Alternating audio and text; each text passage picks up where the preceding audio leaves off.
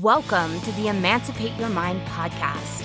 I'm your host, certified religious transition and trauma recovery coach, Terry Hales. I help people step out of the shadows of religious fear and shame and embrace their authentic selves with love and empathy. If you're ready to throw off the shackles of learned binary thinking and explore a more nuanced approach to life, this is your playground.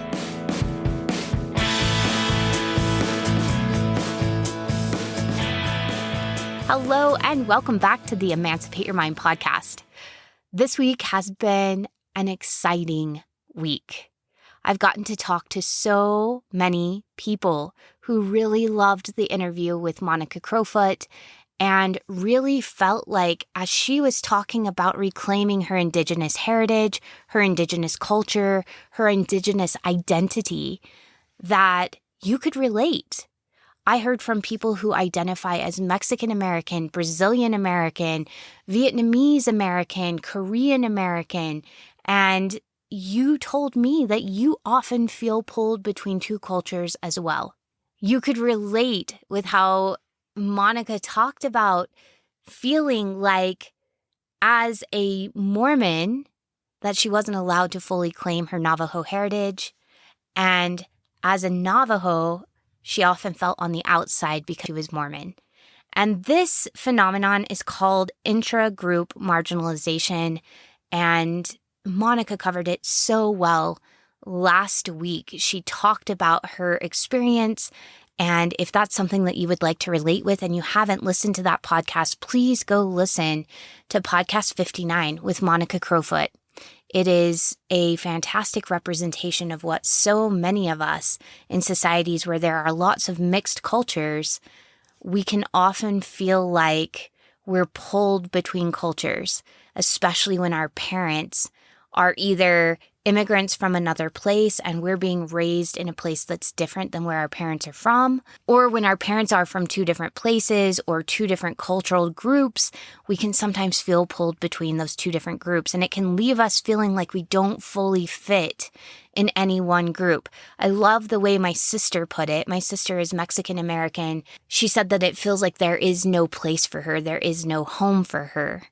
She's neither Mexican enough nor white enough to fully identify with any one place. My sister has often talked about herself as feeling like she's white on the inside wrapped in Mexican skin. And she speaks Spanish. She learned it as part of her Mormon mission. And she was a Spanish high school teacher. And she often talked about feeling like she wasn't fully connected. Even though she has this Mexican American heritage, she wasn't fully connected to her Mexican roots, but also not fully connected to being white because she has experienced racism because of her brown skin, and she has experienced exclusion, especially living in Utah. So there's a lot to unpack here. And I don't think that all of it has to do with religious trauma. Not all of it has to do with high demand religion. And yet, I think that a lot of us who are trying to find our identities after leaving high demand religion often sometimes have this intergroup marginalization as we're trying to reclaim ourselves that we're having to wade through as well. We're having to figure out who we are. And part of that question is, what is my cultural identity? And I think the most surprising thing for me this week was how many conversations I ended up having with people who loved hearing Monika's story but felt a longing inside of themselves because their ancestors come from Europe someplace, and maybe they come from several different places in Europe, and their ancestors immigrated here to the United States, and they feel like they have no cultural heritage. They have no ties, and they feel unrooted.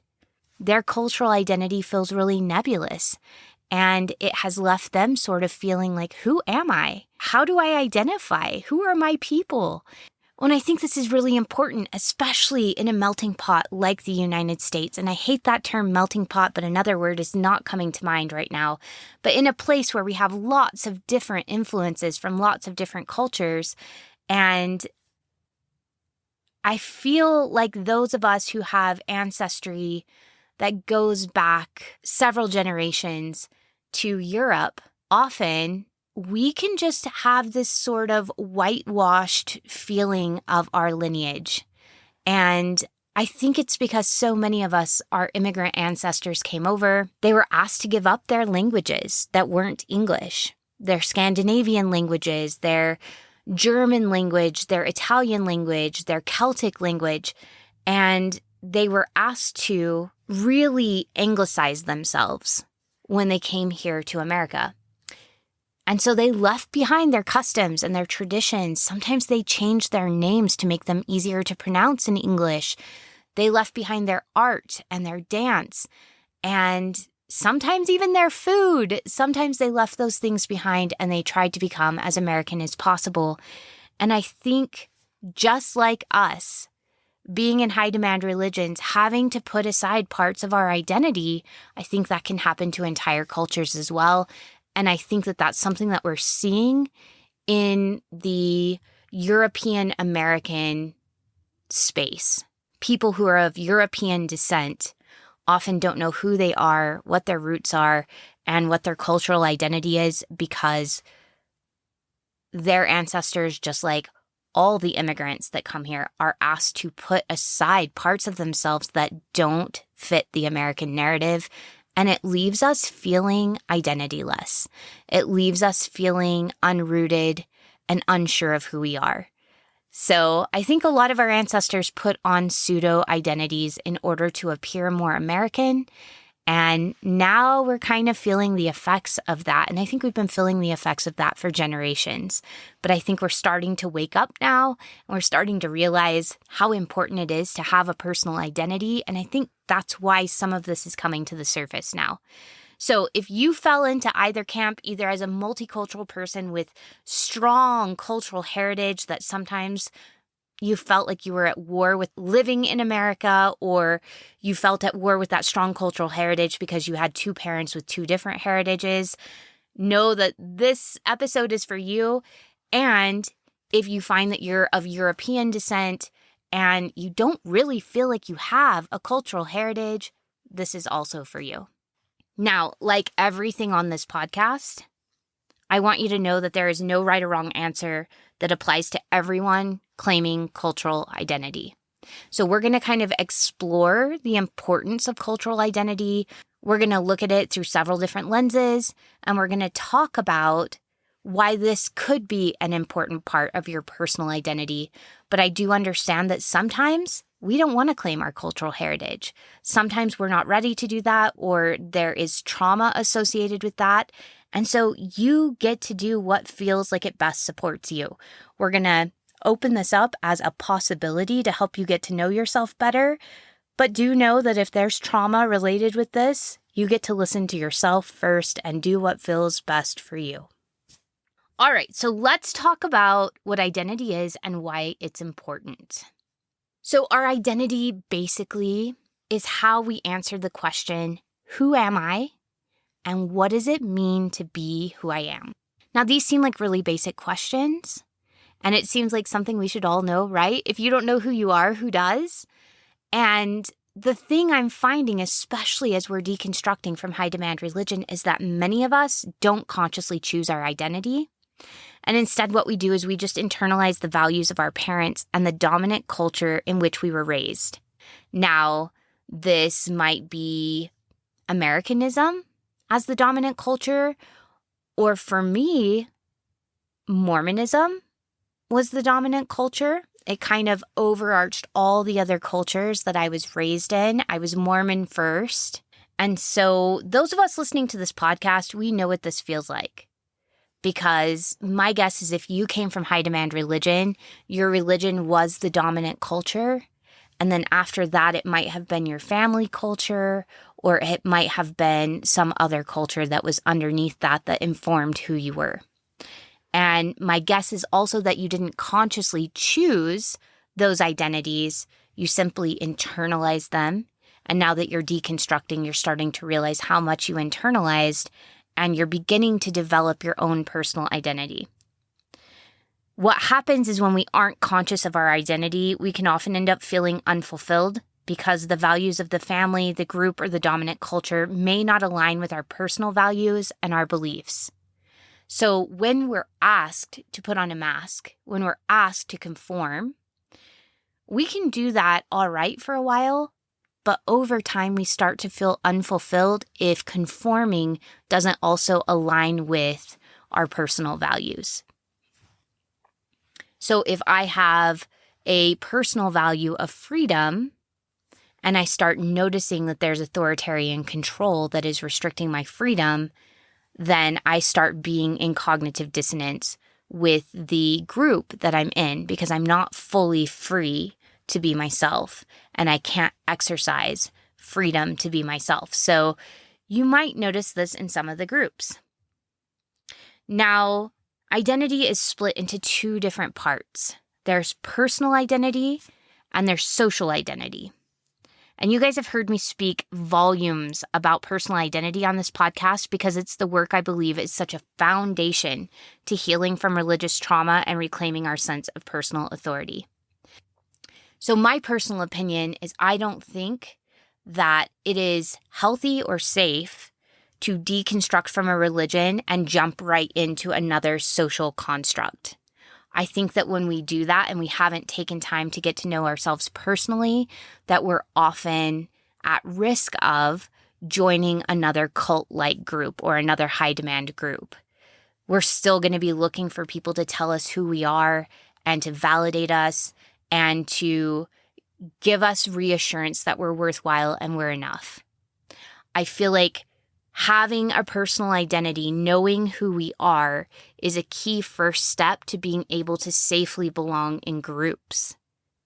So in order to create community that is healthy, in order to create belonging in society that is healthy, we have to belong to ourselves first. We have to know who we are first in order to belong to ourselves. Now, personal identity is the ability to see yourself as different from those around you. And I've had people ask, how do I know if I have a personal identity? Well, if you're able to see yourself as different, as differentiated from those around you, and you're able to express that, and you feel comfortable and confident expressing your differences and your boundaries, you likely have a strong personal identity.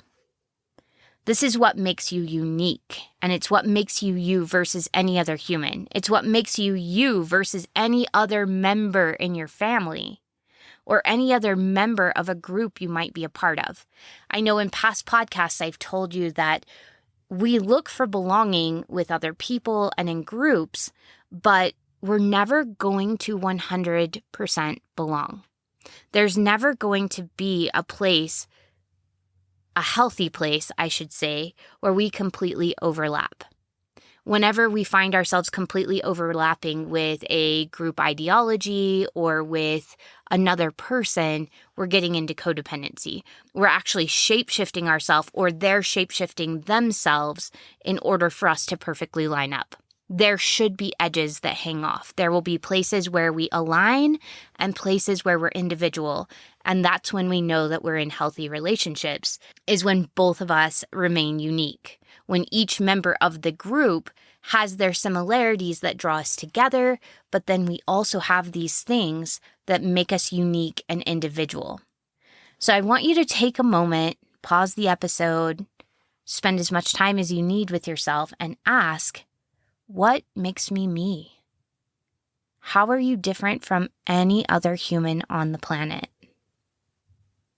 Give yourself some time to think about this and really pay attention, especially those of us who are deconstructing high demand religion and codependency. Notice if all of the things that you're putting down relate to how you serve other people or your relationships with other people.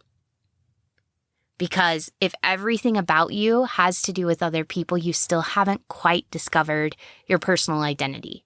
You've discovered your social identity, because our social identity is how we relate with others. But personal identity is who we are. It's informed by our social identity, but it's who we are at our core. Some things that might come up might be the way you look, the way you think, your likes and dislikes, your values, your personality, your habits, your beliefs. It's also informed by social groups that you identify with, like your race, your ethnicity, your religious beliefs, your sexual orientation, gender identity, your age, physical attributes, political affiliations, professional identities, your socioeconomic status, your education, your life roles like mother, father, daughter, son, grandparent, etc., and your birth order. So it is going to include groups that you identify with, but pay attention as you're writing. What makes me me is everything about belonging to a group and how you associate with other people, or are there personal characteristics as well? Personal values as well? Are there things that make you different from those groups as well? Your personal identity is meant to evolve over time as you learn more about yourself and the world around you. So your personal identity is meant to change and grow as you change. Now, when we're kids, many of us begin life by mimicking our parents and caregivers as we're learning to mature into adults. We go through a first process of developmental differentiation around the age of 2. So if you study human development, they've noticed that kids seem to believe they are an extension of their parents before the age of about 2 years old. They see their parents and themselves as one cohesive unit. It is very codependent. And we've been talking about conditional and unconditional love on the Facebook group. And this is that place where unconditional love is so important, because there is no differentiation of self. And having a secure attachment, particularly before the age of 2, is really going to revolve around giving this child love unconditionally. They're not capable of reciprocity yet. They're not capable of mutuality yet. They're not capable of necessarily giving back in a relational way, because they don't know that they're completely different than their parents, as far as we know yet. New studies may show us differently, but for right now, what we know about human development is before the age of 2, children have not differentiated themselves from their parents, but they start in what we call the terrible 2s and the terrible 3s, realizing that they are their own person to a certain extent. And they start using a word that drives so many parents crazy, and that word is no. And they use that word a lot. This is actually a really healthy development. This is a child's first foray into setting boundaries, realizing they have a voice. They can voice what they like and they don't like. They can voice what they want and what they don't want. Sometimes they use the word no just to say no, just because they can.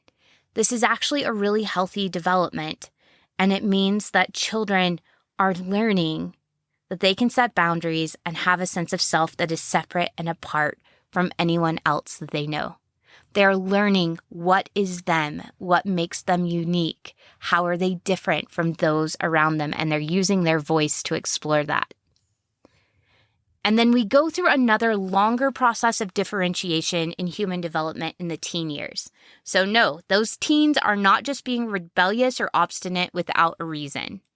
This is the stage where our brains begin to really understand abstract ideas, and we may begin to realize that our ideas of things like justice, belonging, love, freedom, spirituality, etc. may be different than those that raised us and cared for us as children. This differentiation period is so important as we prepare to go off into the world and care for ourselves as adults.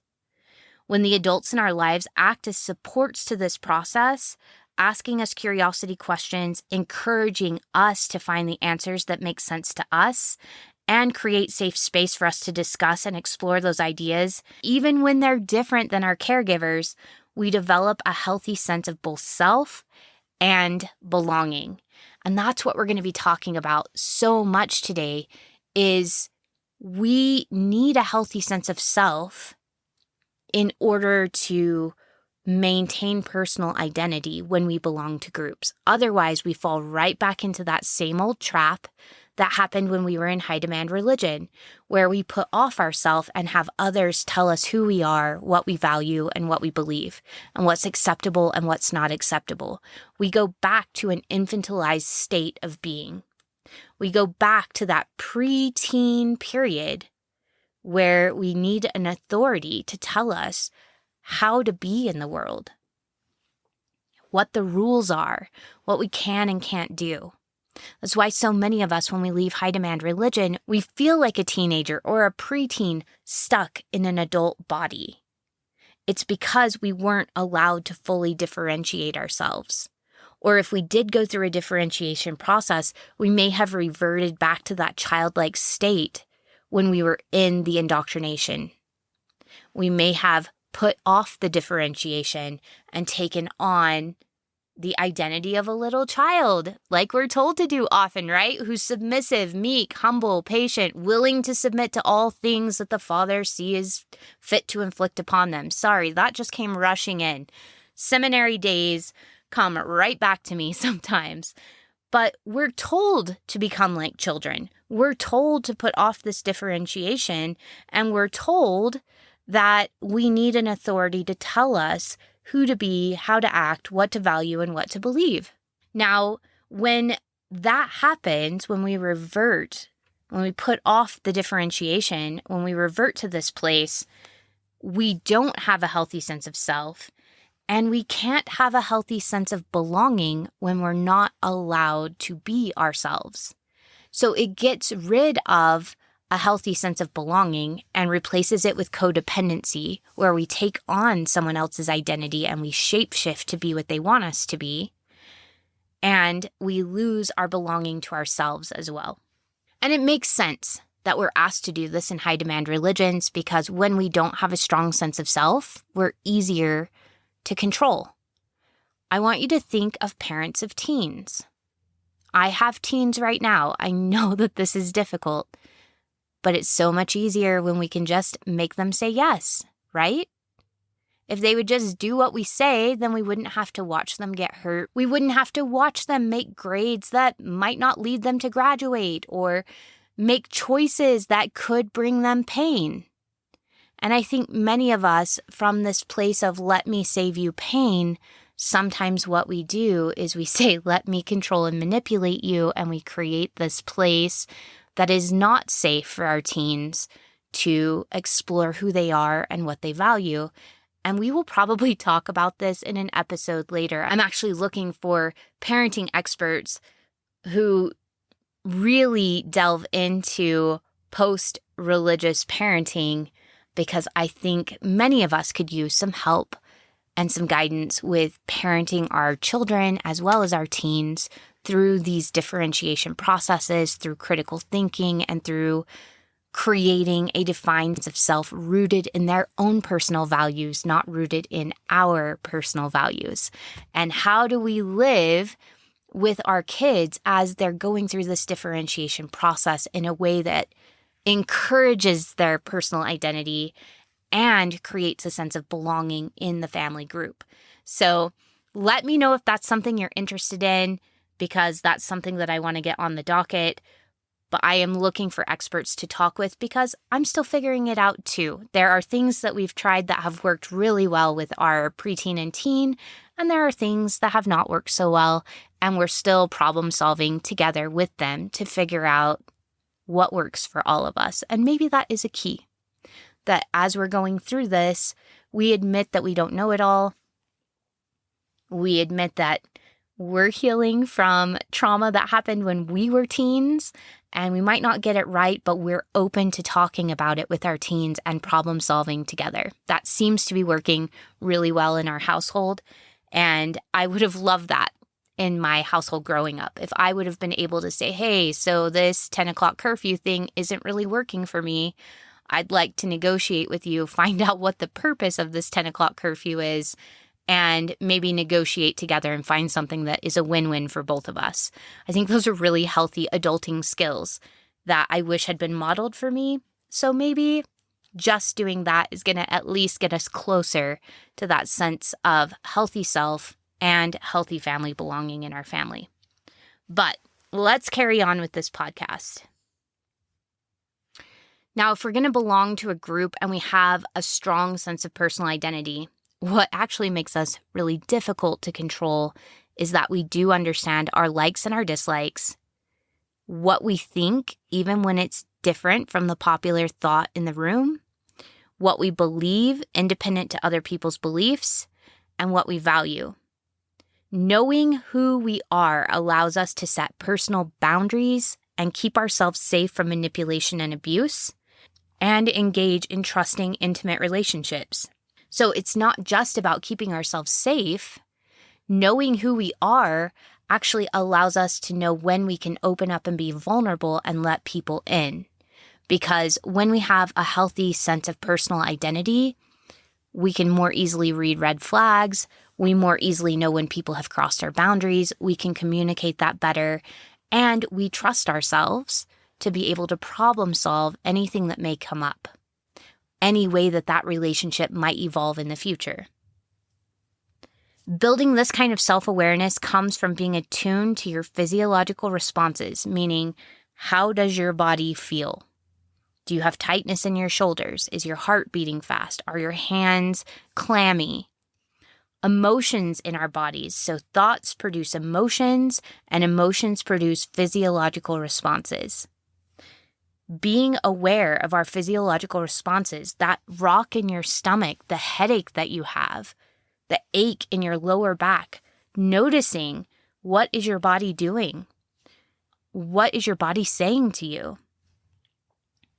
Being aware of that and then tracing that to your emotions and your thoughts and offering yourself an atmosphere of curiosity and acceptance as you work through your reality gives you a sense of so much self-trust. Imagine if you had a person in your life that wanted to know what your reality was, zero judgment, only curiosity, and was willing to sit with you as you explored, what am I feeling and what might this mean? And there were no wrong answers and no right answers. It just got to be an exploratory space where you learn together. Can you imagine how beautiful and safe that would feel to have someone say, you can take up space and all of your reality is welcome here? I just want to hear about it. Help me understand what you're feeling. This is what you're providing for your inner self. You're becoming the kind of friend that says, I see that your hands are clammy. Tell me about that. What are you feeling? What are you thinking right now that's leading to those clammy hands? Oh, you're feeling afraid. You're feeling nervous. What are you feeling afraid about? And you ask curiosity questions and you're there and you actively listen. And there's no judgment, only acceptance. This is what I'm experiencing. Right now, this is why I'm experiencing that thing. And getting curious until you know what you need to do about it, if anything. Sometimes we have emotions that we just need to be like, yeah, I see you. You're afraid. And I get that. What we're about to do is scary, but I got you. This is what we're going to do if that thing you're worried about happens. This is our parachute, but we're still going to do this, and you still get to be afraid, and that's okay. You be afraid over there. Breathe into the paper bag if you need to. We'll do this together. When we can do that for ourselves, imagine how we get to show up in groups of other people. And also imagine if that is what we give ourselves, how difficult it is for someone else to manipulate us with fear or shame. We belong to ourselves. We're willing to sit with fear and shame. We're willing to listen to it, give it open space, figure out what it needs. And when we have that going for us, we can trust ourselves to enter into relationships and to risk relationships with other people. When we're in this space, it also allows us to take ownership of our experience and give ourselves the care and comfort that we need to work through problems. So, one of the things I've really noticed about people with a healthy sense of self, a healthy sense of self-acceptance and knowing who they are, is they take ownership. They're more accountable for their experience. They're more accountable for the harm they accidentally caused. They're more open to learning. They're more open to owning their mistakes and learning from those mistakes. Just when I think about what our society would be like, filled with people who knew themselves, could accept themselves, and could trust themselves, what that would do for our ability to problem solve together as groups of people. Now, I've spoken on several podcasts about this differentiation and creating a personal identity and why it's sometimes incredibly difficult for those of us who have come from high-demand religions or family systems. So if this is something that you're wanting to delve into and learn more about, because I know some of you are listening to this for the first time, you're like, tell me more, how do I get there? I actually cover that in episode 2, Wait, Who Am I? Reclaiming Identity After Religious Transition. And I also cover it a bit in episode 56, Recognizing and Releasing Codependency. This is a huge cornerstone of my work. I focus a lot on personal identity and on self-acceptance and how we navigate that and get to that place so that we can create not only a healthy sense of self-worth, but we can create healthier relationships with family of origin, healthier relationships with spouses, with children, with all of that. I am specialized in knowing and accepting and trusting yourself. And from that place, you also learn to really love and value yourself as well. It is a big process. It is a process for sure. It is an ongoing process for me. I've been practicing this now for 12 years, and I am still learning about myself, still learning to hold myself and accept myself. And there are layers that I peel back that I've never peeled back before. So I'm still learning and growing, but each year it gets better and better, and I learn how to be there for me so that I can trust myself to be there for other people without taking on their stuff, without being sucked in to whatever might be going on, without being taken advantage of or abused. The more I learn about myself, the more I belong to me, the better able I am to go out in the community, make friends, and have a support system, and the better relationships I have with the people who matter most to me. If this is something that feels really difficult for you, I have a course for that. So I created the Emancipate Yourself app. There are 2 courses. One of them is on reconnecting to your inner self. Many of us are disembodied when we come from high demand religion. So go over there, Emancipate Yourself. It is on both Google Play and it is in the Apple iTunes store.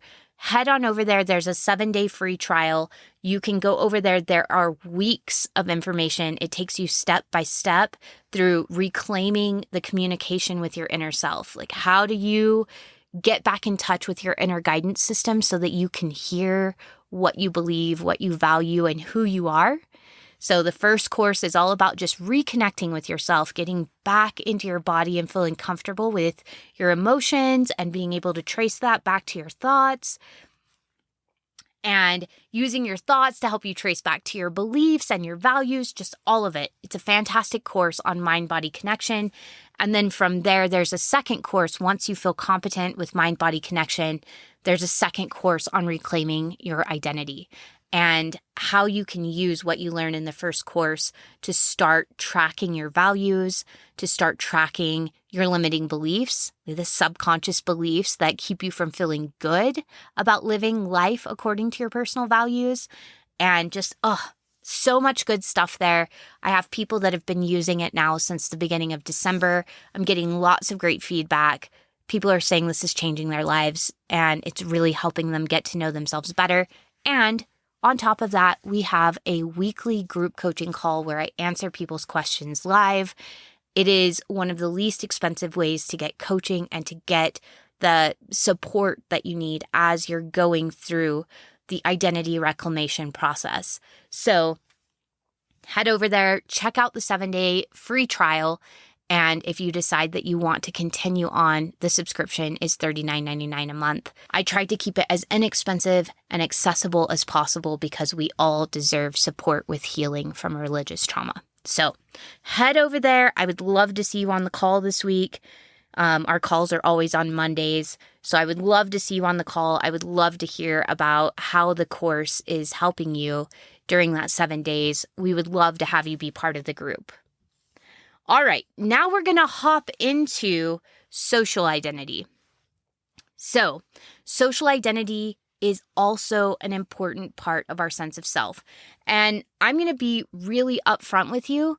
This is the part that I'm working on right now with my sense of identity. I've done probably 7 years of work on my personal identity, extricating myself from a codependent way of living with my family and really figuring out who I am, what I want, what I don't want, what I like and don't like, where my boundaries are, what I believe, what I value, and really getting in the habit of checking in with myself daily and making course corrections as things no longer work and as I need new solutions. And it's been so freeing. It's been one of the best things I've ever done. However, now that I've healed a lot of the religious trauma and I've healed a lot of my sense of self and I've healed a lot of my personal identity, the next layers are coming up for me and they have a lot to do with my social identity. I know several of us, when we leave high demand religions, we can be really afraid to be in social groups because we're afraid of being taken advantage of again. We can be afraid of getting into relationships with friends because we've experienced fake friendships in the past and we don't know how to tell if we can trust people. We might be afraid to join communities because we don't want to get sucked into another cult-like atmosphere. We can be afraid even to get close to our own families because they believe differently than us and we're not really sure how to remain true to ourselves and set those boundaries and still interact with our social groups. So there's a lot that goes on with this whole social identity, but I will tell you from personal experience, and it seems like from the experience of my clients, we don't completely feel whole until we've allowed ourselves to start working with our social identity again. It makes sense that we might take a break from a social identity for a little bit when we're healing from high demand religion. Isolating is part of the grieving process. We may feel ourselves sort of isolate for a bit so that we can figure out our personal identity. And that's important. We need to know who we are so that we can confidently interact in social groups. But there's going to come a time when we need to participate with our social identity so that we can feel a complete sense of well-being.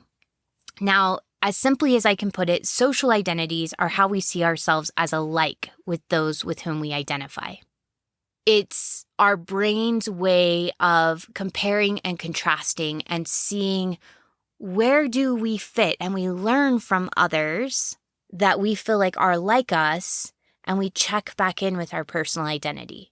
So we go into the group and we feel it out and say, are these people like me? And if we do identify, it helps us understand parts of ourselves better. In fact, Henry Tajfel, the psychologist who developed social identity theory, said that the groups people belong to give us an important sense of belonging in the social world. So it helps us with our personal identity. And so it's kind of a loop. It's a chicken and egg sort of situation where we belong in social groups and it informs our personal identity, but we need to also be informed by our personal identity when things from the social group aren't fitting with our personal values. We need both. It's a feedback from both parts of our identity.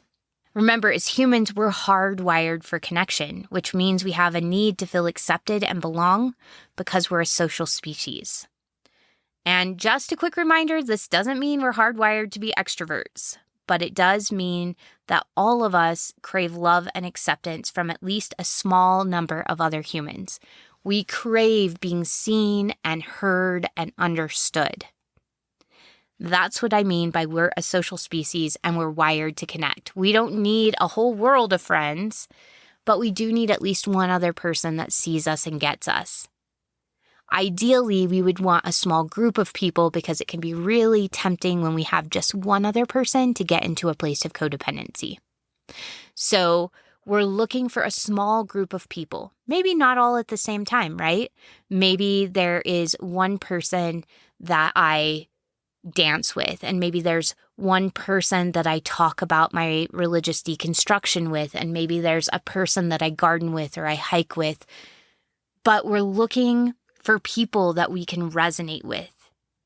Because what happens is when we're with other people, they act as mirrors to ourselves. Both for good and bad, actually. So in social identity, what's happening is I show up, let's say I'm a musician, I show up in this group of musicians, you mirror back to me what it means to be a musician. You mirror back to me what that means for my personal identity. Because I'm going to get to see lots of different musicians and I'm going to say, okay, so I'm not so much like this person, but I am like this person. We're all musicians. That's the commonality here. But I identify as a musician in this way. Now, people can also mirror back to us the things that we don't like about ourselves. They can mirror back to us the places where there's still work to do. So if you ever find yourself really getting triggered by another person, their personality traits, their opinions, the way that they are showing up in the world, it's a time to get curious with yourself as well. Because in order for them to trigger you in that way, so if you find yourself getting really irritated, angry, frustrated, overwhelmed, anxious, it's just an invitation for you to get curious with yourself. What is in there that still needs your attention? That's basically just your inner child being like, hey, oh, by the way, there is a box over here I've been meaning to tell you about. It still needs to be unpacked. Can we look at that? So just know that when we're in social groups, they act as mirrors, both to our own strengths and our own identity, but they can also act as mirrors to the places where we still have healing to do and things to unpack, limiting beliefs about who we are and what it means to be us. All of it is great information. And social groups can be anything.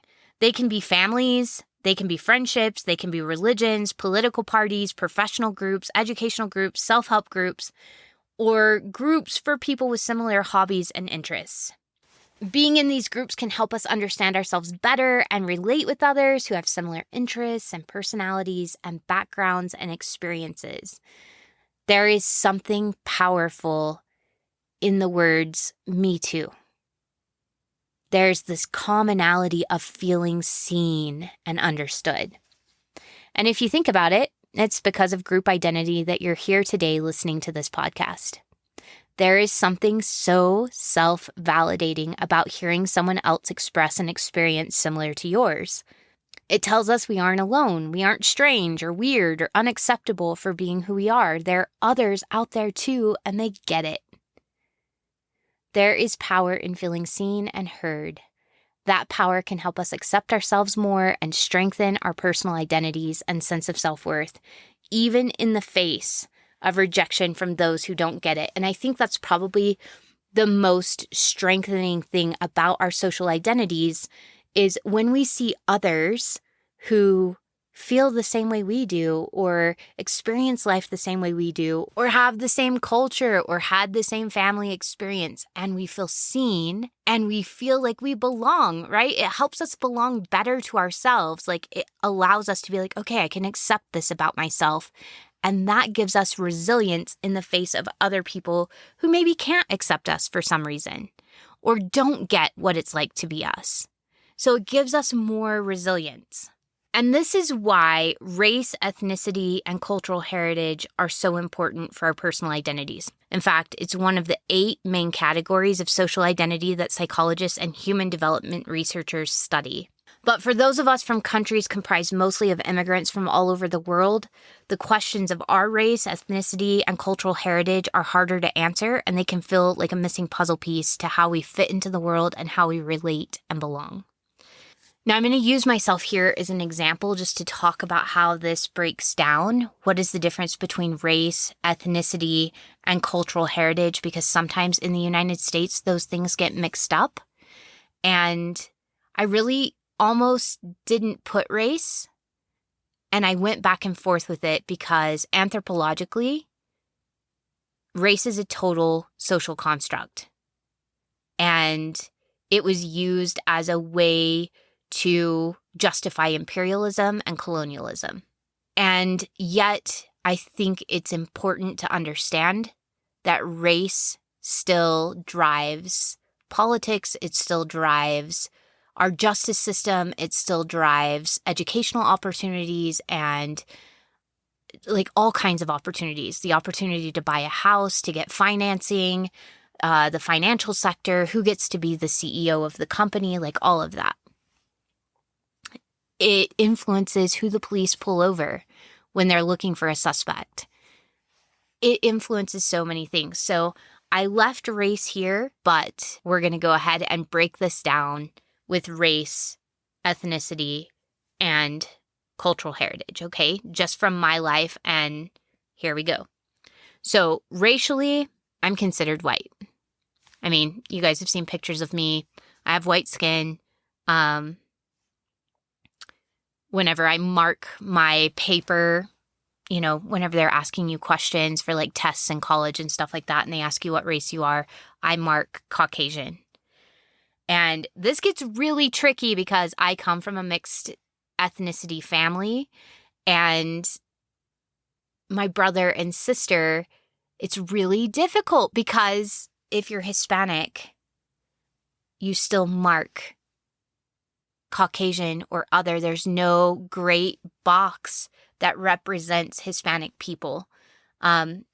It often asks you later if you're Hispanic or non-Hispanic. Like, are you a Hispanic Caucasian or a non-Hispanic Caucasian? And it really doesn't make sense. Coming from a Mexican-American family, like, it does not make sense. But racially, I'm considered white or Caucasian. However, ethnically, my family members, my personal family members, because I'm adopted. I was adopted by my Mexican-American father. So racially in my family, aside from my mother, I am the only Caucasian, whatever that means. That's a mountain range in Europe. It really doesn't make sense. It's nowhere near where my people came from. But ethnically, my family members immigrated from social groups that identify as Irish Catholics, English Anglican Congregationalists, and German Methodists. Ethnicity is a common culture, religion, or language that people share. Sometimes ethnicity and nationality are kind of like mixed up, but that kind of gives you an idea of what we're looking at. So race is like the color of your skin.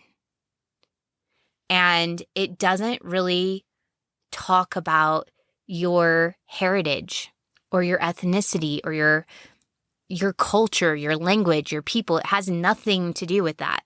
Ethnicity, on the other hand, talks about a common like religion, language, or cultural heritage or a nationality that your people that you came from possess. Okay, so ethnicity in the United States has been used as a racial slur as well, and we often only apply it to brown and black people, but white people have an ethnicity as well.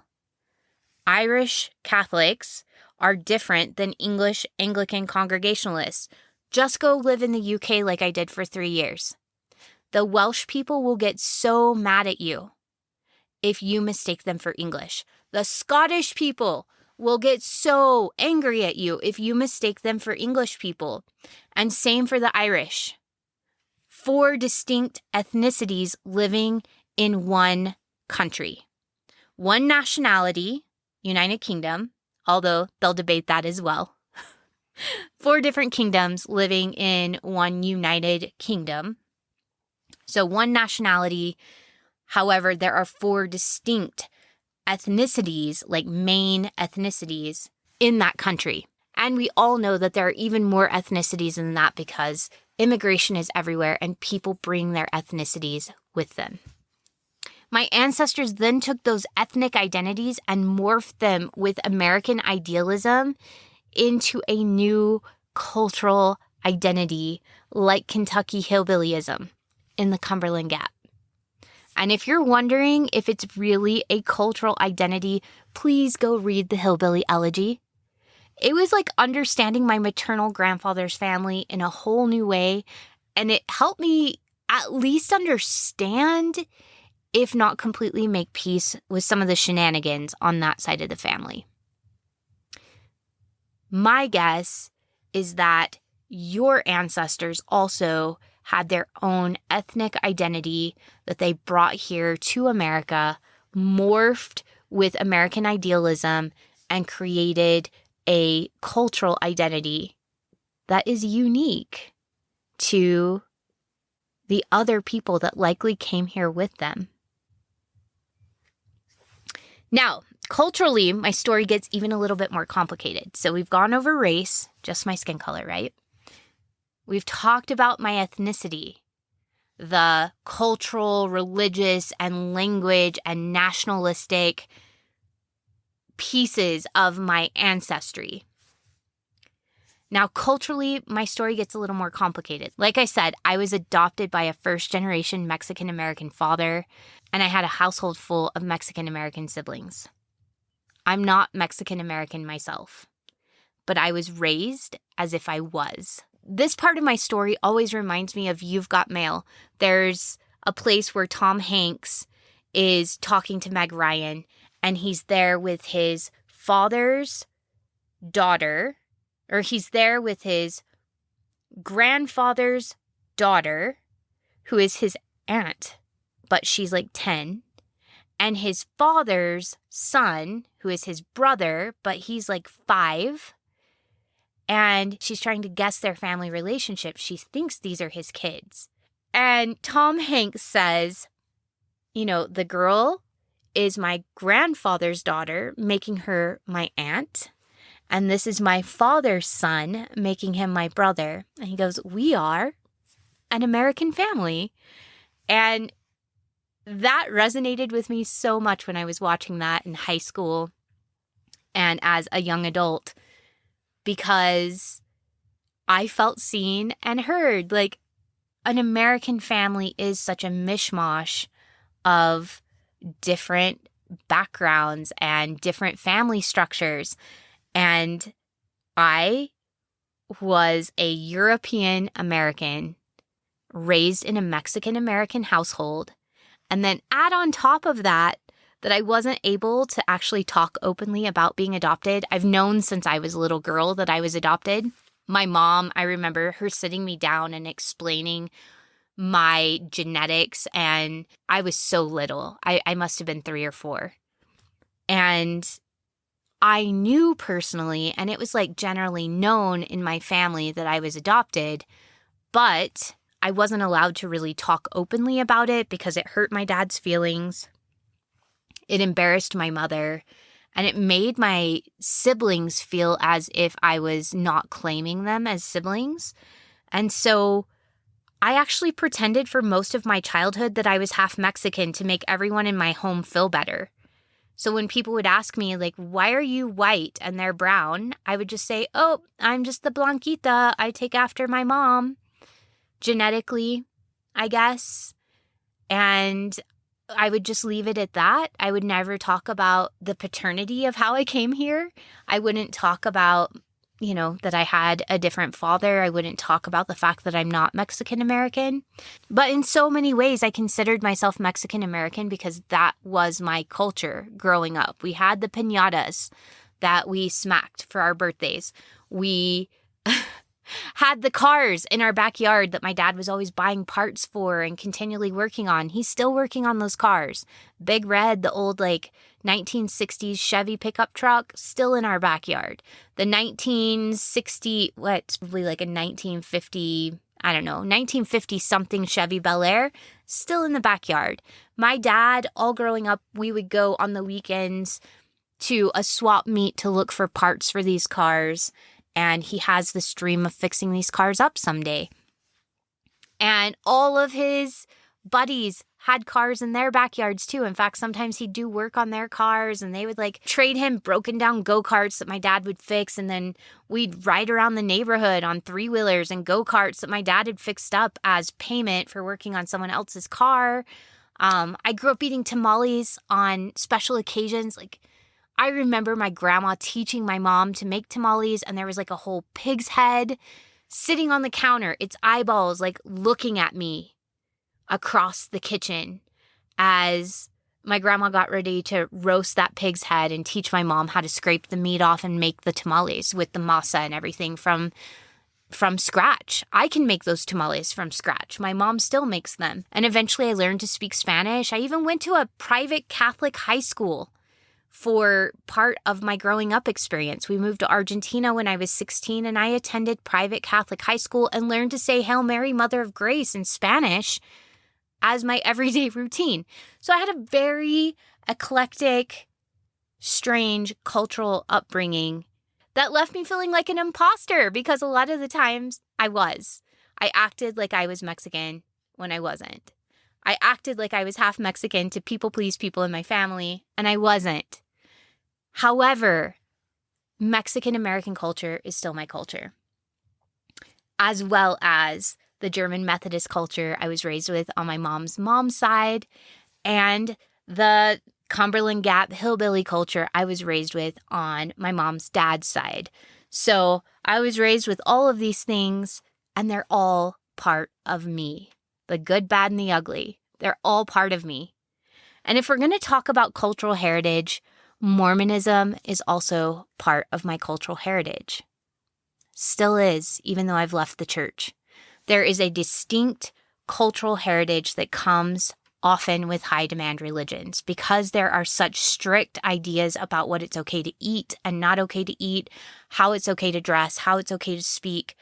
I mean, one of you that's listening even pointed out that every time I have somebody on the podcast that is ex-Mormon, we speak the same. No matter where in the country we're from, we speak the same. We have very similar speech patterns, no matter our ethnicity, no matter our cultural heritage, no matter where we come from in the country. If we're American and we were Mormon at some point, especially if we were raised Mormon, we speak about things in a very specific way. The language is the same, remember? That's part of that heritage. We have very similar memories of what it was like to grow up Mormon. If I say green Jell-O, every Mormon knows what I'm talking about. Even if your family was not one of those people that made green Jell-O on the regular, you know what it's like to go to a potluck and see the green Jell-O with the little bits of pineapple and shredded carrots in it. You know what that's like. You know what I mean when I say funeral potatoes, and how every time you go to an LDS funeral, those potatoes with the little crispy cornflake bits or Ritz cracker bits are going to be there. That's part of our heritage. If I say casseroles, you know that that's what you're going to get if you have a baby. You're going to get some sort of casserole that has cream soup in it. That's going to come to your house, and you're going to be forced to eat that when your parents are sick, whether it's good or not. And then there's some other things that are going to be really common too, like potato pearls and having to drink dry milk, those sorts of things. There's a lot of frugality, but also a lot of common recipes that are so quintessentially Mormon. And I've heard people say, as they're reclaiming their culture, that they're going to reclaim parts of Mormonism or their fundamentalist Christianity that still speak to them and inform their identity. You get to do that too. You might not want to at the beginning, and that's okay. I rejected everything Mormon for a long time. In fact, I think I've talked about how part of my Mormon culture was being in the kitchen, making things from scratch, gardening. I didn't do any of these things for a couple of years after leaving Mormonism. I didn't journal. I didn't garden. I very rarely cooked. We got into some bad habits of eating pre-made meals. My kids cooked a lot. My husband tried to cook. We ate takeout because I just couldn't do it. I could not. I mean, I would do it occasionally, but it was so triggering for me to be in the kitchen because of the gender roles that had been put upon me in Mormonism, and because I was so disgusted with Mormonism, just doing the parts of my role that I was taught in the church were just crazy triggering for me. So I avoided it as much as possible. If I did cook, I cooked huge batches of meals so that I could freeze some and not have to cook as often and just not be in the kitchen. I avoided the kitchen at all costs. I definitely didn't garden. I quit doing food storage. Food storage is something that Mormons are encouraged to do, to have a year's supply of food in case of the apocalypse or something bad happening. And even though I knew the benefits of having some food on hand, I couldn't. It was too much. It was too triggering. So there are lots of things that I gave up. Singing certain hymns, I gave it all up because it was too triggering. But now, as I've recovered that sense of personal identity, it has felt safe to reincorporate things that I realize are me. Even though I learned them in Mormonism, they get to be a part of me because they're mine. I learned them in that culture, and they're part of my heritage, and I can claim those things without having to claim the entire culture. So I will never quit being partially Mormon. It informed my growing up years. It informed the lens through which I see the world. It gave me public speaking skills. It allowed me to know how to garden really well. It taught me how to cook all kinds of things in the kitchen. And that's partly my family heritage as well. I'm a wheat farmer's granddaughter. I have two grandmas who had huge gardens, and I would help them in their gardens.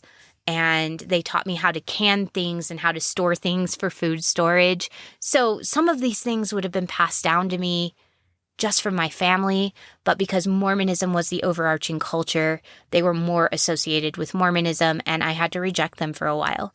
But now I'm bringing back pieces of that culture, and it's really helped me feel like I have a full, rounded sense of self, and that there's no parts of me that I can't claim.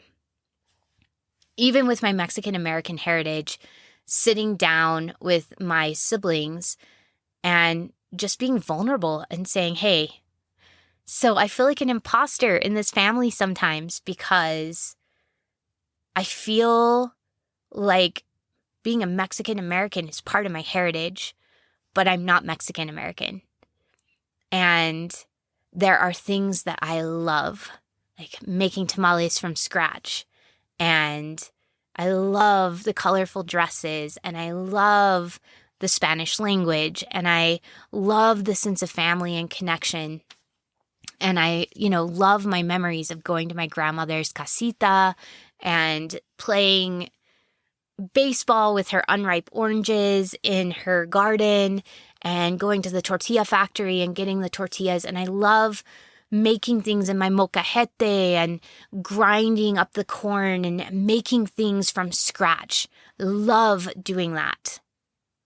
But there was part of me that always felt guilty for doing that because in the back of my head, there was always a voice that said, you're not Mexican. You're an imposter. You are taking things that are not yours. And as I've sat with my siblings, it's been beautiful to realize that they want me to reclaim those things because I am their sibling and those things are mine. The only things I can't claim are the ethnicity. I am not Mexican American, but the culture is still mine. The culture is still part of my life. It informed who I was growing up. It informed who my family is and how I relate with my family. So as I've gone through that journey of trying to figure out who I am as an adopted person in a multicultural family, some of the things I know are this: our culture matters. It informs our sense of self and our sense of belonging. It helps us understand where we fit in the world. It helps us relate to others, and it allows us, the more we understand our culture and the more we understand ourselves, the better able we are to be tolerant of other people's cultures, the more accepting we can be. Now, I want to say one quick thing. Social identity often lends itself to doing what our human brains love to do to make sense of the world, which is create categories. Our brains love to sort. That's why when we were toddlers, we loved to put the yellow beads with the yellow beads and the red beads with the red beads and the blue beads with the blue beads. And we like to put the square block into the square hole and the round block into the round hole. Our brains love to sort and make sense of the world, and that includes our identity. Now, this is where us versus them thinking can come from. We decide who is categorically in the group and who is categorically outside of the group. And this isn't necessarily a good or bad thing. It's just a way to make sense of the world and how we fit into the world. However, and this is a big however, when we attach prejudice to those outside of the group, when we view certain groups as better than other groups, and this can happen to us not just in high demand religion, this can happen to us even as people deconstructing. I've been seeing that in some of the deconstructing spaces, that we've taken this us versus them thinking and brought that prejudice with us, that what I'm doing in the groups I belong to are good, and the groups and the people who don't belong to the group are bad. That's not okay. What happens is when we attach that prejudice to those outside the group, and we view certain groups as better than other groups. And here's where it gets really bad. When we give the groups we believe are good certain privileges and deny those privileges to those outside the group, that's when it becomes problematic and it starts leading to issues of racism, sexism, xenophobia, bigotry, ableism, classism, etc., etc., etc., all the isms. In order for us to avoid our social identity leading to these problematic issues, we have to have a solid sense of personal identity. We have to be able to look at rhetoric that's happening in these groups and to be able to compare it with our personal values, our personal beliefs, our personal likes and dislikes and boundaries. And we have to be able to say, this is in alignment or it's not in alignment.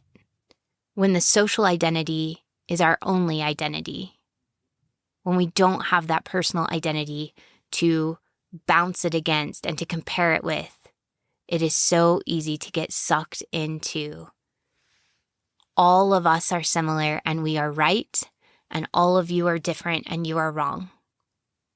Because the group has become our full identity.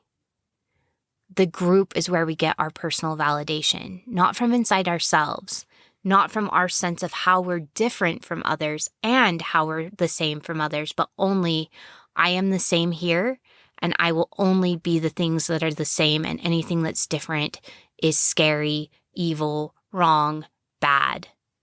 It is a balance of both of these, personal identity mixed with social identity. So as we're wrapping up here today, I highly encourage those of you who are listening to get curious about your personal identity. And if you haven't done the work, to reconnect with yourself and to begin learning about your likes and dislikes, your wants and your boundaries, your values, your beliefs, to start there, to do that work. And as you get that more rooted sense of self, to start thinking about what parts of my culture inform who I am.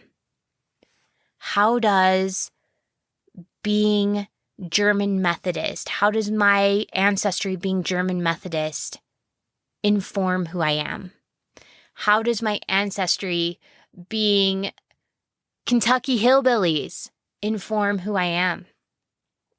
How do I see those patterns in my family? What was passed down to me?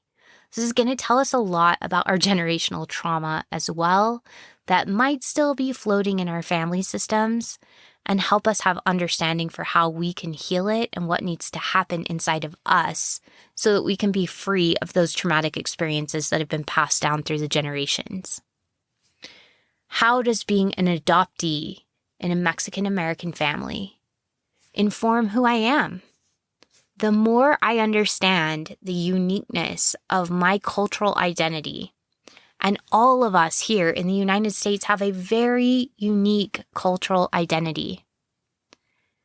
And I feel like so often in our history, we've tried to strive for homogeny. I don't think it's done us any favors. Homogeny isn't the goal. The goal is to recognize where we're similar while retaining a sense of how we're individually different. That is what healthy belonging looks like. I get to remain an American with Irish and German heritage who was adopted into a Mexican-American family and learned Spanish and Mexican culture, and who was raised Mormon with an evangelical extended family on one side and a Catholic family on the other side. I get to be, as Tom Hanks said, part of an American family. And I get to choose which parts of those things I keep as my identity. Exploring them informs who I am, what's important to me, what I value, and what I believe. And it's helped me to connect with my family in ways that I haven't connected before, at least with some more understanding. Like I said, if I haven't quite made peace with some of the parts of my family history, at least I have more understanding for where those things came from and the trauma that maybe created some of those patterns in my family. Now, if you're thinking to yourself, okay, I don't even know where to start, here are some of my suggestions if you're wanting to get curious about your cultural heritage. So there are lots of resources for family history. I already know that that's going to be really traumatic for a bunch of people coming from a Mormon background. If that's traumatic for you, toss that out the window. That was traumatic for me all the way up until probably a couple months ago. I finally released all of the little pink and blue and white cards that I got from the temple to my mom. It no longer mattered to me, but I spent years working on my family history. I knew a lot about my family history before leaving the church. It's something I worked on during my years of infertility when we couldn't have kids. That's how I guess, made myself feel better about my role as a woman in the church, not being able to have kids. I threw myself into temple work and into family history work. So I've traced my family a long, long way back, like back to the 1500s. And I've collected stories and pictures and just all kinds of things about my family. And again, I completely distanced myself from that after leaving the church because I was like, I wasted all this time. And yet it's also informed part of my identity and helped me understand my family. And in some ways has helped me heal religious trauma too. So there are lots of resources for doing family history research if you choose to do that. And I will tell you, it's a completely different experience doing it because you're curious about your cultural heritage and not because you're trying to save the dead. Just saying. But if you're not there yet, I get that. And if you never get there, also acceptable. It gets to be whatever serves you best. So there's that. I'm also thinking about taking a genetic test. Because I'm adopted, I don't know about half of my heritage. And my birth father didn't want anything to do with me. Once he found out my mother was pregnant, he left the scene. I've never met him. I've met his sister, and she was a part of my life growing up, but often doesn't disclose a lot of details about their family. So I know very little, if anything, aside from medical history. So I'm thinking about getting a genetic test. Simply because I'm really curious what's going on with that side of the family. And hopefully that'll give me some clues. Even if I don't have the stories or know any of that, that's fine. I'm just really curious about what makes me me, I guess. So I might do that for myself this year. Some other things you can do is once you know where your family comes from, look for stories, art, music. There's been something so cool about realizing that the food that I grew up with on my mom's side of the family is all German cooking for the most part. The beef rolls that my grandma made, the beef stew that my grandma made, the potato pancakes my grandma would make, all of those things came from her German Methodist heritage, and it was passed down through the generations. I thought we had lost all of our culture, and come to find out half the recipes in my family recipe book come straight from Germany. I didn't realize that, though, until we lived in England and we got to travel all over Europe. And when we would go to Germany, I was like, this is like eating at my grandma's house. And I was like, oh, this is so good. What is this? And learning that those things just had different names at my grandma's table, but they were the same dish. I was eating the same dishes in Germany, at least in northern Germany, where my family comes from. Southern Germany, Bavarian Germany cooking is very different. So delicious, but very different. So yeah, there was something really cool about going to Germany and eating food that I had had at my grandmother's table that my mom cooked even, and realizing this came from my German heritage. And that's going to be my next suggestion as well, is like learn about the cooking, the food, the art, the music, and immerse yourself in some of it. It's really cool to realize how some of that culture is probably still in your family and may even be in American society. Really, really cool. The next thing is, if you get a chance, visit the homelands that your ancestors came from. I learned all about my mom's father's side, who came from County Cork in Ireland, and going to Ireland, to the piece of land that my family would have lived on, there was something really cool and special about that. Walking the ruins with my young son felt really cool, and I felt really connected to land in a way I hadn't felt connected to before. To realize like there was deep history here, thousands of years of history, and my family hadn't just popped up in America a couple hundred years ago, but that I had ancestors that had gone back, obviously, through time, and that there was a rich history there. So all of that informed who I am and gave me a stronger sense of self and more permission to be unique. You can't be an Irish, German, Kentucky hillbilly, Methodist, Protestant, Mormon, raised in a Mexican-American family with Catholic roots without being incredibly unique. And my guess is you are just as unique. And it is beautiful to discover that about yourself and to learn to accept it and love it. And when you do, it allows you to meet every other person with that same curiosity and acceptance. And I can't help but believe that's going to make our world a better place. All right, I've been talking for forever about this, and I was expecting this to be a short podcast. It became more of like storytelling time, but thank you for sitting with me. Thank you for letting me explore this with you. I think many of us feel confused about our cultural identities, and I think as long as we feel confused about our cultural identities, we're not going to be fully at peace with our own personal identities. So I'm hoping this helped you make sense a little bit out of your own unique cultural story and gives you the permission that maybe you need to give yourself to look into who you are and what your roots are and understand yourself better so that you can really anchor into what it means to be you and both how you're different from others and how you're the same, and what your place in this beautiful world is. Thank you for spending your time with me. I hope that this was helpful. I'd love to hear from you this week. Please go to the Facebook group if you would like and, share your experiences or what came up. I'd love to hear about your heritage and what makes you unique culturally and ethnically and racially, and just personality-wise, what makes you you? I'd love to hear that on the Facebook group, or if you want to send me a private message on Instagram at Emancipated Molly or on Twitter at Emancipated Terry. I would love to hear about that from you. I've even gotten some emails from a couple of you. You can email me at terry@emancipatedcoaching.com.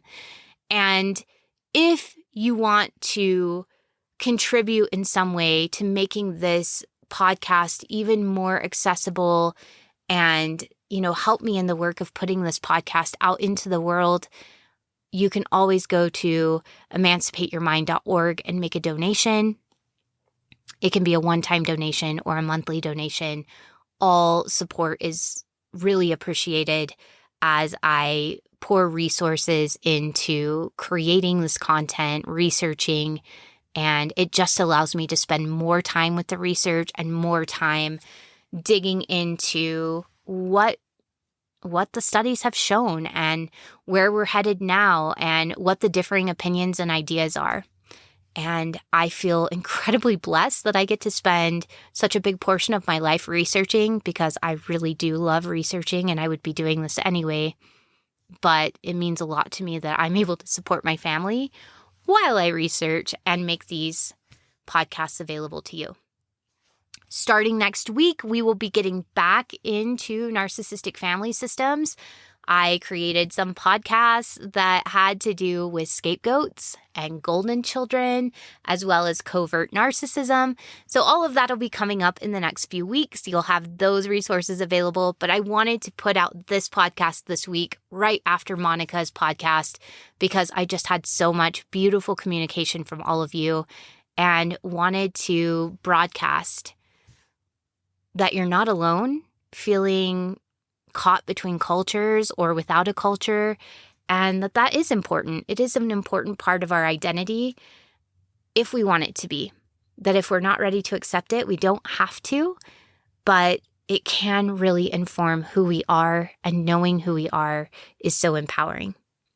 All right, all of you beautiful souls, I will talk to you next week, and thank you so much for joining.